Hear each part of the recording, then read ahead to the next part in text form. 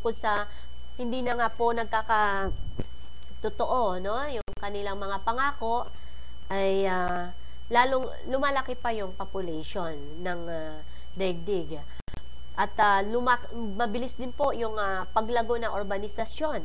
Di ho ba dumarami ngayon yung mga lungsod, ano ho? At etong mga kasakunaan, nako, sandamak na. At yung political na maliligalig itong ating mga politiko at nakukurap pa yung pondo para sa pabahay. Ano po? Eto nga lang sa Tacloban City, sandamakmak naman po ang donation dyan. Ang tanong, talaga nga pong nailaan nga ba sa tunay na mga biktima yung pondo na ito? Kasi nga po, talagang kahit saan tayo magpunta, halos lahat itong mga sikat na mga tao dito sa mundo, buong mundo, ano, hindi lang Pilipinas, mga artista, mga politiko, mga mapagkawang gawa dyan, ang kanilang tunguhin ay tumulong sa Tacloban. Isipin nyo po kung ilang organisasyon meron po ang mga ito. Ano po? At ang gusto nila ay umasenso ang Tacloban, mabigyan uli ng pabahay, yung mga nawala ng pabahay. Samantala, gaano kalawak ang mundo sa isang lungsod lamang ng Tacloban na napakaliit o tuldok lamang ito sa mapa ng buong mundo, pero bakit hanggang ngayon wala pa rin po ang mga pangakong pabahay? Iilan pa lang. At kung meron naman po, naku, kalunos-lunos naman ang mga hitsura ng pabahay nila. At tao pa ba ang titira po doon? Ano po? So, lalo na sa lumalaking populasyon po sa daigdig. Kasi may bagong report ngayon ng ating United Nations ng gaano na po kalaki ang population ng mga tao, no? Yung mga kabataan natin ngayon. Alam nyo po ba? Lumabas lamang ito kailan lamang nitong ito 2014 pa lang po. November 18 ay matotal na ang population ng ating mga kabataan. Nasa ano na po, ilang bilyon? 1.8 billion. The power of 1.8 billion na mga kabataan. Papaano na po itong mga ito sa susunod na henerasyon na maglalakihan, magkakapamilya. Siyempre po, dapat ang mga 1.8 billion na yan ay may kanya-kanyang bahay. MJ. Ngayon, tingnan natin kung bakit napakalaking problema. Ano po? Eto kaya tama talaga ang kwenta po ng United Nations Population Fund na kung saan lumampas na po pala noon pa ito dahil sa lumampas na sa 6 at 1 bilyon ang populasyon ng daigdig noong 2001. Nako, aasahan pa pala po natin na 7.9 hanggang 10.9 na bilyon pagsapit po ng 2050. So, 2014 tayo ngayon, MJ, mga kababayan natin, mga tagapakinig po natin. Sir June Aguinaldo, 2014 po ngayon, pero nasa 1.8 na bilyon na po tayo. Na ang inaasahan lamang po ay 10.9 bilyon sa 2015. So, nai-imagine po ba natin yung population na ito? Kung gaano kalaki po ang pagtaas ng population sa buong po inabot, ano? So, 2014 ay ano na po sa 2050. Yung itong mga kabataan natin na magsipag-asawa, magkaroon ng pamilya, sina Denzel, sila EG, yung mga anakis namin, mga anak nyo rin po dyan, ano? At magpamilya ang mga ito. Kasama sila sa 1.8 billion So, imagine niyo po na dapat magkaroon ng pabahay. So, itong mga ito ay makikita natin yung paglaki ng hamon ng ating pabahay na ito. So, gayon pa man po, alam niyo po, lalo pang magiging masalimuot po yung hamong ito dahil maraming bansa ang pinakamabilis din po na dumarami yung populasyon at siksikan pa yung mga lungsod na. Di ho ba? Kumusta sa China? Kumusta sa atin? At ganun po ang total. Total. Talagang 2014 nasa 1.8 billion na po talaga.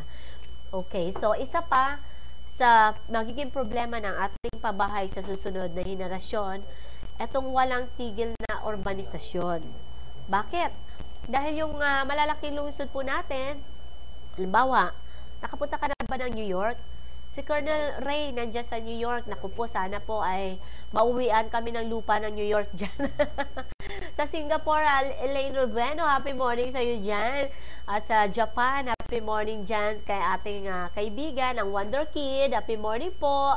At syempre pa, yung nasa US, La Mamita Rosella Supremo, pauwi na po yan. At ang mga Groner family, happy morning po. At nako, mga population natin dyan. Ay, may kaibigan tayo, Israel yata.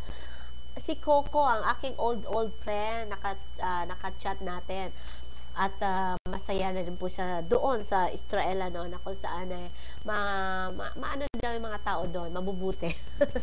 Magagalang. Bagaman na mga kapatid na Muslim po naroon, pero ibang Muslim po sila, masisino, paggagalang, mapagmahal sa pamilya. So, ang sarap isipin kapag gano'n, ano.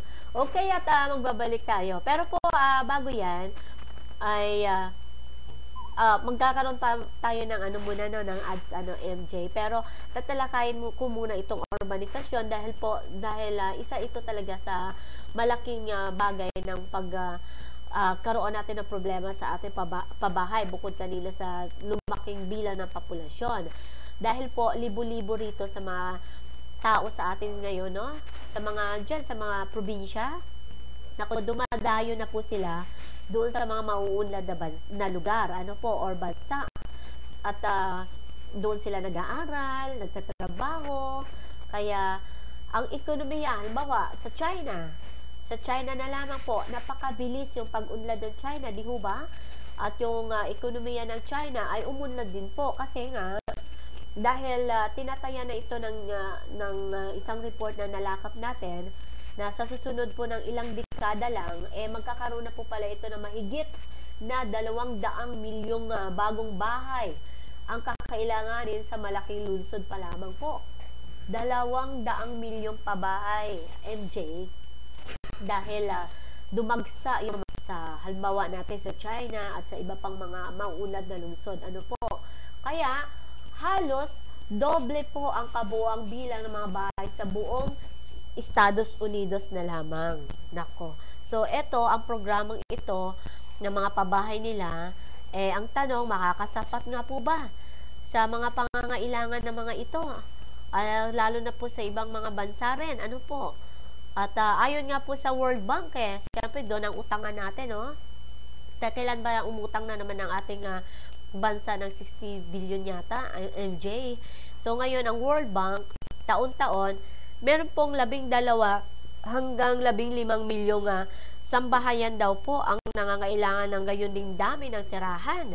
At ang dadagdagan sa lungsod sa pagpaunlad ng mga bansa. So, hindi sapat po yung abot kayang pabahay nitong World Bank na ibinibigay, pinapautang, para doon sa mga mararalitang talungsod. At napipilitan pong maghanap sila na matitirahan nila kahit saan na lamang po. Kasi po, kadalasan sa mga lugar ay hindi pipiliing tirhan ni numan. Di ho ba?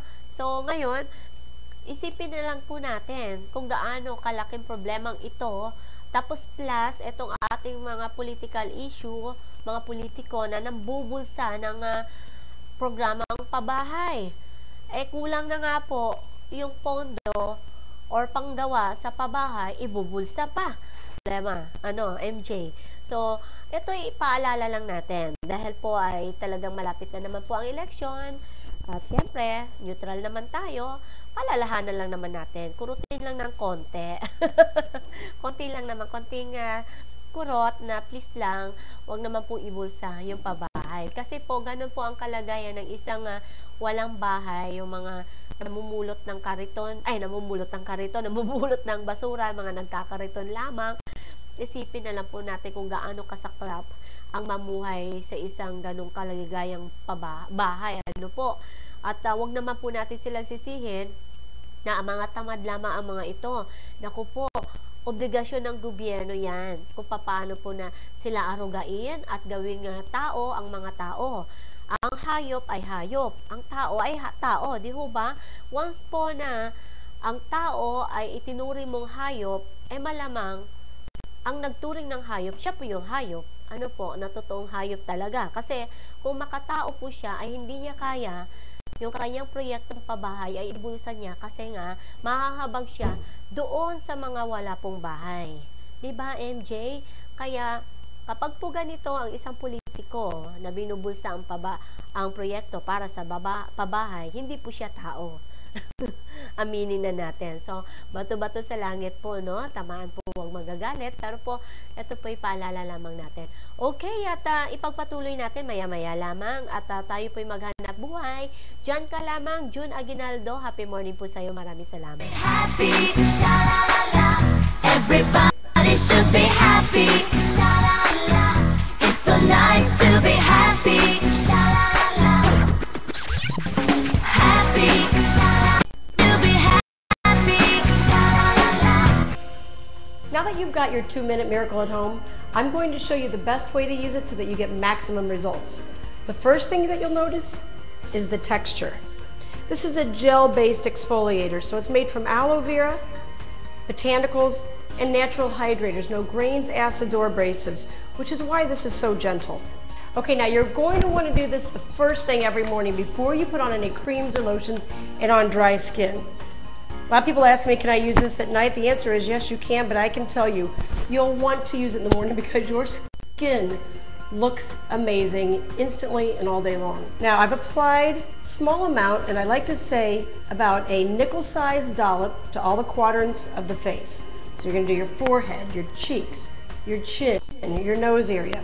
You can use a little bit more in the areas like the neck and décolleté, and make sure you take it all the way down. Now when you apply this, just do short little strokes, kind of like you're icing a cake, so don't massage it all the way in. And you go all the way on down to the neck area and even the décolleté. Ladies, don't forget about this area because as we age, it starts to get old and dry and wrinkly looking, and you want to take care of your skin all the way down to the chest area. This goes on like a really tacky gel. Now after it's sat on the skin for about 30 seconds, you want to start to test rub. Oh, I'm excited. I can feel it's already starting to work because it's getting runny. It's turning to a liquid. This is what you want your gel to do. Look at this, to a runny liquid. And I'm just gently massaging. There's very little pressure. Wow, I can't believe this. This is like nothing you've ever seen before because remember, we said there's no grains or abrasives, so this is surface dead cells sticking to the aloe vera and our special complex and picking up all of the debris and oil and dry skin and everything coming out of the look of the enlarged pores so that when we massage this, we're completely rejuvenating the skin with natural hydrators. What I hear from women all the time is that they feel like they're getting a spa treatment right in their own home. And this is what it's going to feel like for you. Wait till you see this. This is a very typical result. This is what you all can expect, is to see this happening to you. What you're seeing here is the dead skin from the oil and the debris. Maybe you have dry skin or hormonal skin or the look of enlarged pores. This is ideal because we're gently rubbing and picking up surface dead cells, but all of the cells underneath are staying completely intact. It's a smart exfoliator, so it knows to only take the top surface of dead skin. You might be asking yourself, is this really dead skin? Let me explain this. You know when you used to roll a snowball downhill and it picked up everything in its path, sticks, rocks, debris, and when you look back, there was this clean, smooth path where it had rolled? That is what the 2-Minute Miracle Gel is doing. As I rub, it's picking up surface dead skin, oil, dry skin, everything in its path. And when I remove this, you're going to see an immediate, instant, vibrant glow.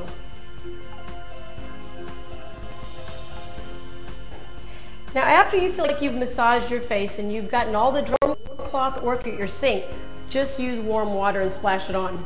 I know you're as excited as I am to see the kind of skin that Layla's going to reveal when we remove all of her 2-Minute Miracle Gel. And as you're watching, you probably have so many questions. Like, when can I use this? Do I use it every day? What if I have sensitive skin? I'm going to have Layla go ahead and remove the rest of her product, and I'm going to give you all the answers and explain the best way to use this. I suggest that you use this every day and make it the very first step of your beauty regimen. It doesn't matter what other skincare products you're using or what other line of products, because remember, there's no grains, there's no acids or abrasives that will interfere, and it's going to make all of your other products so much effective. Now, if you have sensitive skin, you're going to love this. Actually, I have sensitive skin too, and that's one of the reasons why I wanted a gel exfoliator like this, because you can use this on even the most sensitive skin. Remember, we used it under the eyes, over the lips, on the neck, on the décolleté, areas that have really fragile, thin skin. So whether you're in your 20s or in your 80s, this is ideal for you, both men and women of all ages. You might be wondering, when should you use this, in the morning or at night? My suggestion is to use it the first thing in the morning, because your skin is going to look amazing all day long. You're going to have a glow. You're going to help your makeup stay on longer, and your skin will just look vibrant. And I hate to waste that look at night, so I would say use this every morning. I want to show you why the 2-Minute Miracle Gel is going to make a dramatic difference in the transformation of your skin. I want you to think of this clear glove as a layer on the top of our skin. We all have it. You may not see it, but it's gray. And it makes us look old, and it makes us look ashy. And it sits right on top. This is a layer of dead skin that we all have, but what do? We pile on serums and creams and lotions, trying to hydrate our skin, trying to look younger. But it doesn't work. We're putting it on top of a layer of dead skin. This is a barrier to our face. So what the 2-Minute Miracle does is gently remove the barrier, taking away the top layer of dead skin.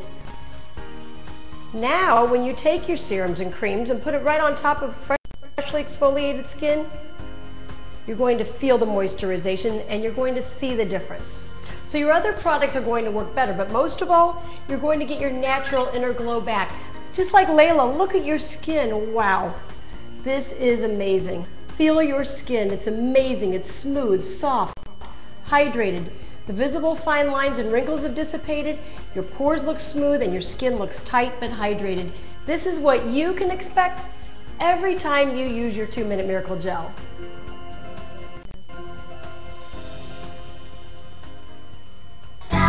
Everybody should be happy. Sha-la-la. It's so nice to be happy. Sha-la-la. Happy. Sha-la-la. It's so nice to be happy. Sha-la-la. It's so nice to be happy. Sha-la-la. It's so nice to be happy. I wanna take it. Okay, happy morning po muli. Nagbabalik po ang programang Happy Morning. At para po sa ating usaping buhay-buhay, ang ating pabahay. Ayan. So, sino pong may bahay na karton? Naalala ko tuloy yung ating expose noong araw, ano? Pero ayoko nang balikan yon. At nabigyan na ng solution. Yung 1,200 families, may mga pabahay na. Pero yun din, dinanas din nila ang ganong klaseng tirahan, no? Na kung saan po ay hindi natin alam kung makatao or tao ba ang nakatira doon sa pabahay na yon. Okay, at binabati po muna natin bago natin ipagpatuloy ang ating usaping pabahay. Si Agnes Kabog Ginaniban, happy morning. Sa Inland Tours, naku, kailan kaya tayo pupunta dyan sa Palawan? Happy morning dyan sa Navarro family. At speaking sa Navarro, dyan sa Quezon City, Tito Kerwin, happy morning po. Mga taga-Congress din po natin, happy morning po. Ate Remy at si Mama Liamas Rose, happy morning po. At maraming salamat din po sa inyo. At taga-Angono Rizal, nakikinig po si Ami Florento Pamolo. Pamolo kasi nabitin no? At si Ate Astor Galan, happy morning po sa iyo. Lynette Sanyes, sis, happy morning. Maraming salamat ng Cubao. At Romelin Flores Cariaga ng Angono Rizal. Don Barok Cariaga ng Laguna. At si Nicole Sasasi sa ibang bansa ito, OFW po natin. JJ, happy morning sa iyo. Diyan po yan sa Fairview, yan. At sa Japan, Pangata Dokoro, happy morning. At si Mondigo Gina Busila, kang aking old classmate, ayan, nabibisaya tayo kasi Bisaya to pag nabanggit na aalala ko magbisaya. Yan, pinagmamalaki ko pong maging Bisaya, no? At si Minda Panganiban po, Ate Minda, maraming salamat sa iyo sa pagsusubaybay. At si Mariscal Nalub, at maraming salamat. At ang aking pinsan dyan sa Leyte. At happy morning po kay Desiree Padilla. Ayan. Enzo Montemayor. Elizabeth Iligan, ayan, sa ibang bansa rin to, sis. Maraming salamat. Frank Malig Manalo Jr., happy morning po. Maraming salamat sa palaging pagsuporta. At kay Bal Bustillo, maraming salamat din po. Happy morning muli sa iyo, June. Nandiyan ka ba? Happy morning po at maraming salamat sa iyo. Okay, at nasa na ba ang ating topic? Ipagpatuloy natin. At na kung saan po talagang problemang malaki talaga yan, no? Sa ating bansa at sa buong mundo, yung pabahay na tinatawag na kung saan po talagang lumaki ang bilang ng pangangailangan ng nawalan po ng bahay at nadagdagan, lalo na lumaki ang population natin. Ilan yun? 1.8 billion nitong 2014 pa lang po. Bago yan ni-research talaga natin yan. At talaga pong isang problemang malaki yan kapag po mga kabataan natin nagsipag-asawa. Hanggang 15 milyong sambahayan na gagawin. Pero po kulang na kulang pa rin dahil 200 milyon ang kailangan na pabahay. Paano masasapatan nga naman? Ano po? At eto pa, ang problema, bukod doon sa urbanisasyon na to, yung political na mga kasakunaan. Ayan. So, ano ibig sabihin? Dahil po sa kahirapan, syempre pa, nako, napakarami ang napipilitang manirahan doon sa mga lugar na ang nakatira na sa lugar ng mga squatter or matatarik na mga dalisdis o yung mga lupang gumuguho. Ano po? So, ganun kadami.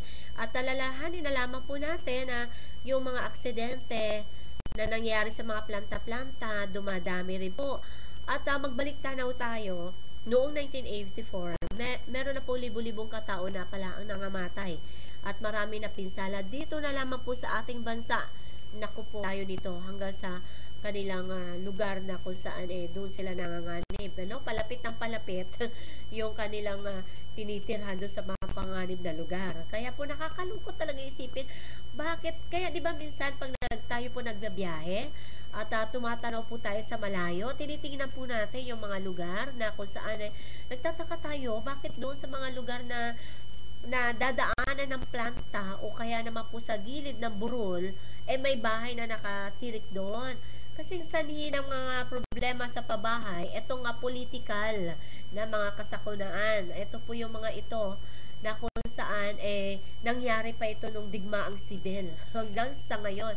Ilang politiko na po ba kaya ang dumaan na rito? Ano po? At ganun pa rin po ang problema. Ilang presidente na rin ang dekada na ang dumaan at ganito pa rin po ang problema.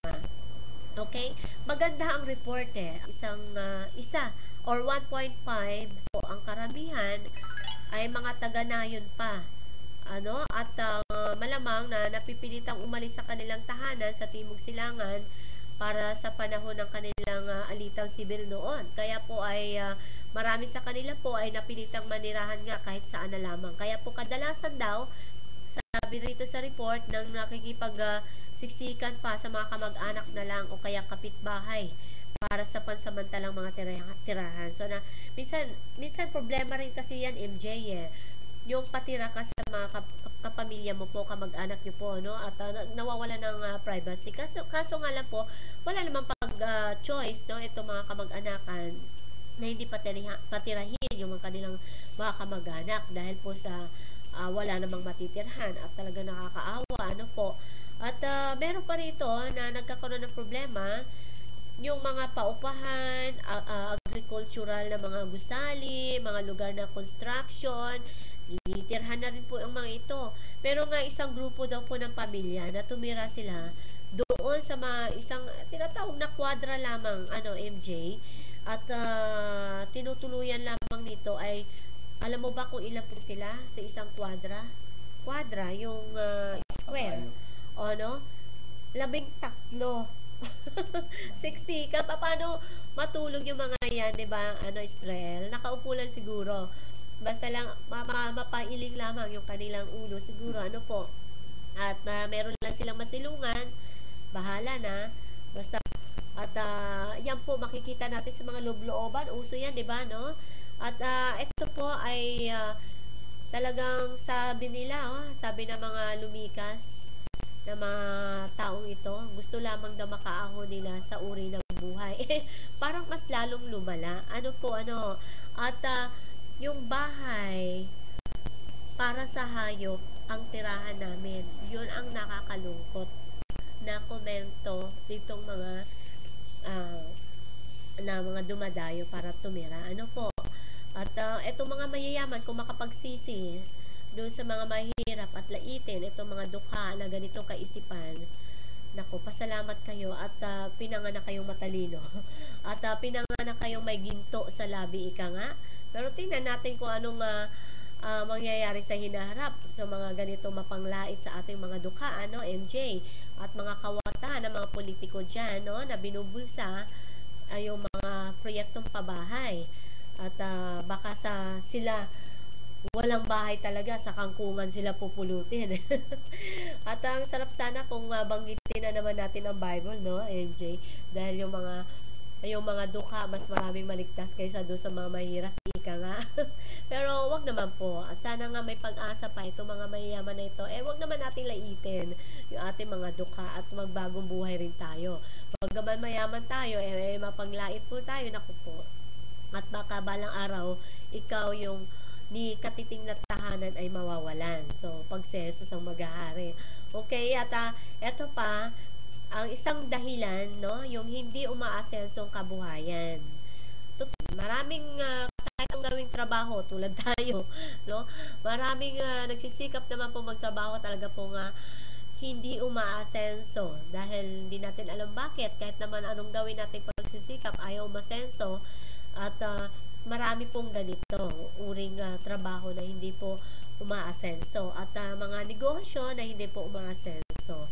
Okay, at yung pinakahuli pa rito ay hindi po maipagwawalang bahala natin yung kaugnayan ng pabahay na ito sa mga pinansyal na kalagayan ng ating mga kababayan na mahihirap po. Sa World Bank na nabanggit po natin kanina, noon pala, ayon dito sa Watchtower, no, noong 1988 pa lamang pala, ay merong 300 at 30 milyong naninirahan sa mga lungsod sa mga papaunlad ng mga bansa ang sinasabing mahihirap o maralita po. So, isang kalagayan na kung saan po ay inaasahang hindi gaanong magbabago sa susunod pa na mga taon. So, ibig sabihin, walang kapag-asa na mabago daw po. Kapag po itong mga dukha, yung dukhang-dukha na nga itong mga kababayan natin, ay hindi sila makabili ng mga pangunahing pangangailangan na lamang nila. Halimbawa, pagkain, pananamit, paano pa kaya yung mga pang-upa, di po ba? Yung pagpapatayo ng mga bahay o ng disenteng bahay, talagang lalong hindi. So, maraming pamilya po ang talagang hindi po kayang magbayad ng utang dahil po sa mataas ang patubo at inflasyon na tinatawag. So, bukod itong mga kontraktor at mga anong tawag dyan, yung mga developers, ano, ay lalong pinapamahal pa nila yung mga proyektong ito. Kaya lalong hindi po kaya abutin ng ating mga kababayang mahirap ang magkaroon po ng disenteng tahanan. Kaya po, paalala naman po doon sa mga negosyante na labis-labis na po ang kayamanan, ano po, at nagkaroon po kayo ng proyektong pabahay, baka naman po pwede medyo babaan naman po natin ng presyo natin, ano, makakain lang kayo at hindi naman po na malugi ng bahagya. Baka naman po gano'n malaking bagay na yun sa atin, ano. At nakakalungkot, sakit sa damdamin. Kaya ang mga ito po ay isang dahilan kung bakit daan-daan o milyon-milyon na sa bawat sulok po ng ating mundo napipilitan manirahan na lamang po sila doon sa hindi po na disente na tirahan dahil po sa ganun nga po ang kalagayan. At kung ultimo nga yung lumang bus, lumang jeep, lumang tricycle ay pinagtitirhan na rin po ang mga ito. At yung mga ilalim ng kanilang tahanan, hagdan nga ang mga ito, tinitirhan na rin. At mga plastic na tabing, okay na, basta lang mapaidlip, di ba no, MJ? So, Ganito po katindi yung mga abandonadong mga planta na tinitirhan po ng mga ilan at iba pa. Ano po? So, ang tanong, ano ang isinasagawa na? Meron nga po ba? Ha, mga politician natin, mga nakaupo sa gobyerno, pa-VIP, may mga PA, mga personal assistant, na kung saan ang hirap kakausapin at kapag po alam mo MJ, kapag ikaw nanunungkulan no sa ating gobyerno o kapamahalaan o pamamahala o namamahala ka, medyo naguluhan ako. Dapat po ang ibig sabihin diyan ay willing kang maglingkod sa ating mga kababayan, di ba, MJ? So, ano ibig sabihin ng paglilingkod? Magsasakripisyo ka. Pero kung kabilaan, may PA ka, at parang buhay prinsesa, prinsipe ka, paano natin matatawag na naglilingkod ka, MJ? Na ang hirap-hirap mong abutin, ang hirap-hirap mong makausap, dahil ang daming pagdadaanan bago ka makakausap. Di ba iba yung personal na makakausap mo, MJ? Sa loob, okay, magkukwentahan tayo ha, mga nakaupo dyan, no? At naka-manicure, pedicure pa kayo dyan, may nagmamasahe pa sa inyo, di ispa-ispa pa. O kung Monday to Friday, halimbawa, Monday, ha? Kalahati ng araw, personal kang nakakausap ng ating mga kababayan. Ang laking tulong po yun, ang laking kabawasan po yun, MJ. Kasi iba kasi yung personal kang nakakausap, no? So, isang araw, meron tayo sa isang linggo, 5 araw, di ba, MJ? 8 oras, 8 hours tayo, 8 o'clock tayo nagsisimula, nagpapabansa awit sila, 8, 9, 10, 11. So, 3 oras na lamang po, ano? So, sa 3 oras, sa isang oras, kunyari, 2 tao, 5 tao, 5, 10, 15 katao kada 3 oras, times 5. Ilang tao na po ang natulungan natin? Times 5 sa isang linggo. 5 times 4, kasi 1 week, 1 month, ano po. So, imaginein mo, sa isang buwan, sa kalahating araw lamang ng totoo, na totoong paglilingkod at pagsasakripisyo, ang ginawa po natin, ay kahit papaano po, hindi naman ganun kalaking bilang ang mawawala ng tahanan, ano po. At kasi mga ito, once na nakakausap natin ng personal at may attachment, ika nga, baka po gagawin pa nila kayo inspirasyon para magsikap po sila, no? At kung papaano pa sila magkaroon ng pabahay.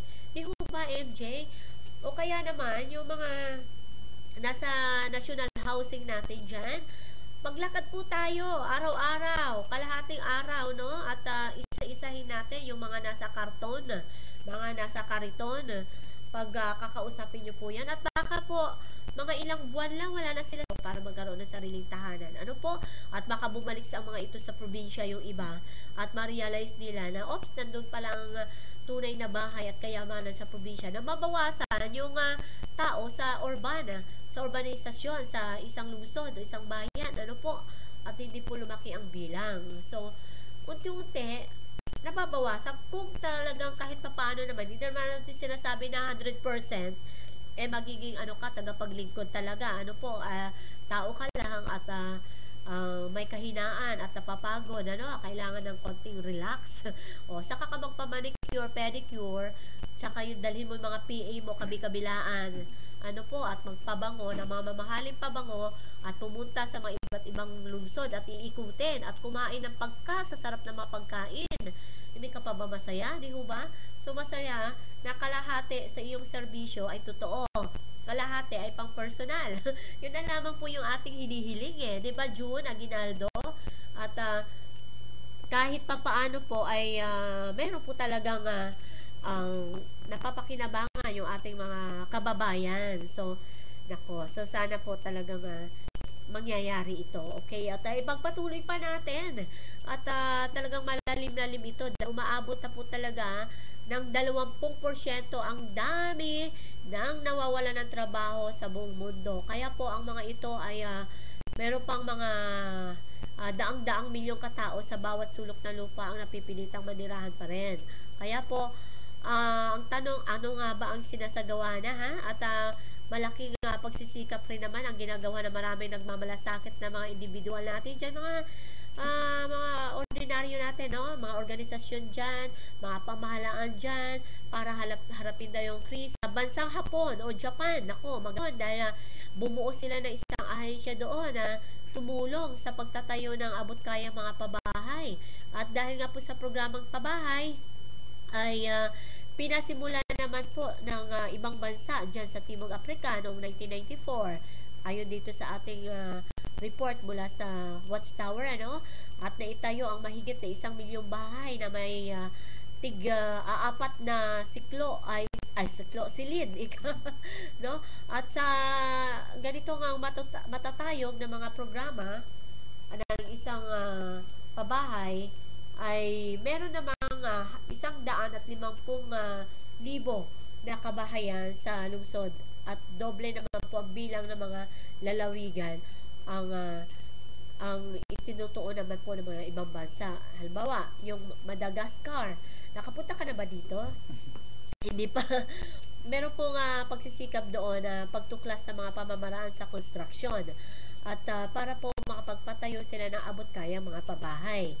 At binubuo lamang po ito ng international na mga organisasyon gaya ng UN Habitat, kilalang kilala yan, upang ipakita ang determinasyon ng daigdig na iwasan at ibsan yung mga problemang idinudulot po ng labis na paglawak ng mga lungsod. At dito, sinisikap na po na tumulong din yung ibang organisasyon ng pangninegosyo, ng mga ahensya, at ang isang di pang negosyong organisasyon naman po ay nakatulong din. Meron na itong mahigit na 150,000 na sambahayan sa iba't ibang lupain na gawing disente yung kanilang tirahan. Pero po pagsapit na noon, noong 2005, 2014 na ngayon, ay nakatulong din po itong 1,000,000 katao para magkaroon ng simple, disente at abot kaya mga pabahay. Pero po, marami na pa rin sa mga organisasyon pong ito ang kumakatha ng madaling pagkuha at praktikal na impormasyon upang tulungan itong mga taong wala pong disenteng tirahan na gawin yung kanilang makakaya, hamak man ang kanilang kalagayan o marangal man yung kanilang kalagayan. So may mga ganun po. Kaya kung kailangan mo ng tulong, check na maaari mong samantalahin yung mga paglalaang nila na ito, di ho ba? Dahil siyempre, saan ka pa makakakita ng ganito, MJ? Kaya lang, marami rin po mahalagang bagay na magagawa upang tulungan din po natin ang ating sarili. So, ito na, para doon sa mga ayaw naman ng tulong sa pamahalaan o ibang organisasyon. So, ganito po ang dapat natin gawin. Mas mapapabuti po kung personal nating kalagayan o hindi man, na kung saan ay mahirap umasa po talaga, no? At lalo na sa mga organisasyon na ito kasi pera-pera din po yan at hindi natin alam kung saan mapupunta, no? Yung mga pondo na organisasyon na ito. Kaya masasapag po inaasahan natin ang mga ito. May mga tips po tayo rito na para po ay makapag-ibsa naman, no? Yung pambahay na ito. At magkaroon po tayo ng panglawakang tawag dito, yung pagpapalaya dyan sa kawalan ng tirahan ay ganito lamang po ang ating gawin, no? Magandang payo ng Watchtower dahil po lalong hindi po nakakaabagapay pala itong tinatawag na international na komunidad sa isang apurahan at mga lumalaking mga pangangailangan ng mga kabuhayan at pagkakawang-gawang tulong dahil po kasi nga milyon-milyong bata na po ang ipinanganak ngayon at talagang halos tinatawag na kumunoy ng kahirapan na mga ito sa dami po talaga, no? At talagang ang tanong ay kaya nga ba talaga nitong mga organisasyon na ito at mga politiko na ito na maibsan yung bilang ng pagkakaroon ng permanenteng solusyon. So, ito ang tips yung mga bahay ay kung magkaroon po dapat tayo ng ganito na programa, yung mga organisasyon dyan ay tingnan natin kung ano pong maganda para po maingatan din ang kalusugan nila. Ano po, sa World Health Organization, sabi rito na ano po ito ng report po ito ng Watchtower, Sa pangkalahatan nga po, ayon sa World Health Organization, upang magkaroon ng mabuting kalusugan ang isang bahay, dapat daw po ay magkaroon man lang ng kahit man lamang na una, matibay na bubong na pananggalang sa ulan. Proyekto ngayon, NJ, parang isang hangin lamang ay tanggal na naman po ang bubong. Tapos, etong ating mga kababayan na nagdarahop, kukuha na naman ng gulong o kung anong pangtapal. Samantala, ibinigay na po ng mga organisasyon na yan, yung pabahay na yan, di ba no, MJ? So, una ha, dapat po matibay na bubong na kakailangan yan para po sa maano po yung kanilang kapag po may ulan, ano po. At pangalawa, matibay na dingding at pinto upang magbigay naman po ng proteksyon doon sa masamang lagay ng panahon at hindi makapasok ang mga hayop. Dahil ang nakatira ay tao, hindi po hayop. Kaya po dapat yung dingding at pinto ay matibay. Yung mga may proyektong panggobyernong pabahay. Ano po? Lilinawin natin. At ang pangatlo ay screen yung bintana, yung bintana, yung screen dito at pinto para po hindi makapasok ang mga insekto. Lagyan ng screen, lalo na po yung mga lamok. Kahit simpleng pabahay, pero ganun po katibay, no? May mga screen pa at para po ay maproteksyonan yung ating mga kababayang mahirap. Hindi naman po sila makagat naman ng lamok dahil pag na-dengue ang mga ito, kawawa, di ba?